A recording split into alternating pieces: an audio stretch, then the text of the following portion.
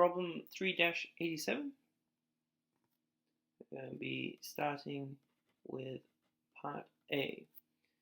So in this we just want to find a solution for the equation, and to do that we want to simplify everything we can and try to get x by itself and get everything else on the other side. So start by writing out the equation. It's going to be 3x minus 7 plus 9 minus 2x, and that equals x plus 2.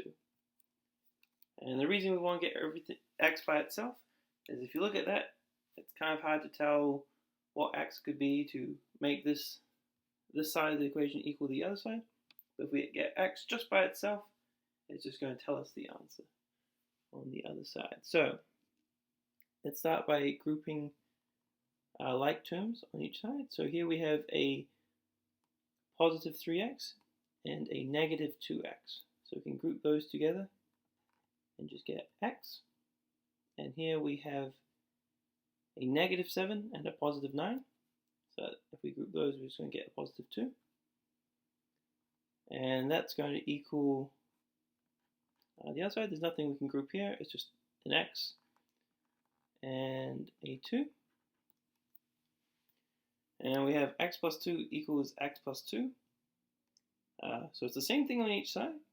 And what that means is it doesn't matter what x is, because any value we put in here is just going to be the same thing on the other side. So all values of x will make this true.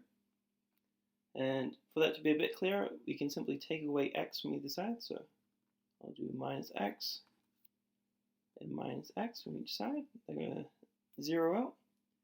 And we're just going to be left with 2 equaling 2. And 2 always equals 2. So it doesn't matter what value of x you plug in. This will always be true.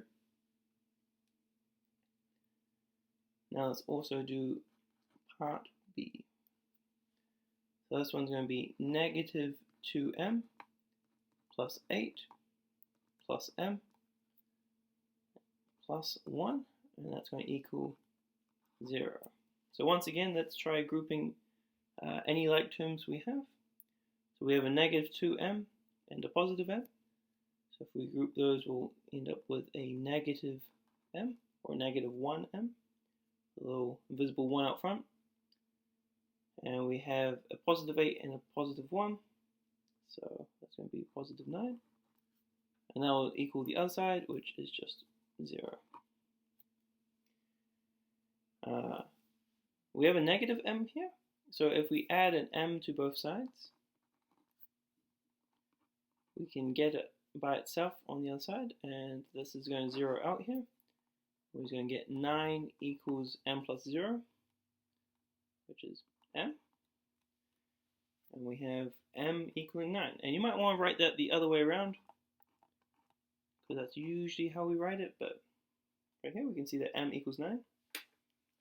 And we want to check our answer. So the final step is just plugging in this value back into this equation and making sure that it does indeed equal 0. So we have negative 2 times 9 plus 8 plus 9 plus 1, and we want it to equal 0. So let's go through. So we have negative 2, 9, that's going to be negative 18.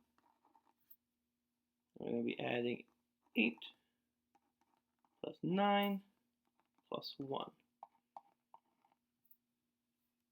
So we have negative 18 plus 8 is going to be negative 10, plus 9 is going to be negative 1, plus 1 will just be 0.